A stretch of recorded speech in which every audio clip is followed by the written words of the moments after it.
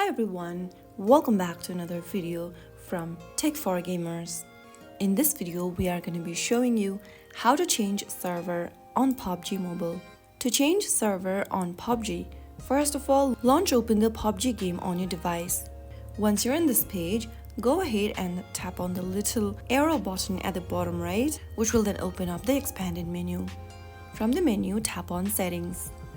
Inside Settings, go ahead and tap on the Change button right next to Select Server, and then click on the drop down to choose from a different server. Select a different server from the list and then click on OK.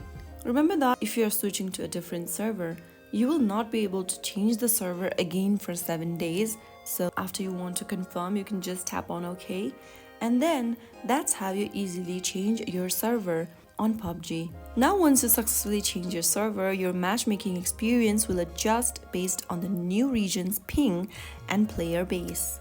That is how it's easily done. If you found the tutorial helpful, don't forget to like, share and subscribe for more. I'll see you in the next video. Thank you for watching.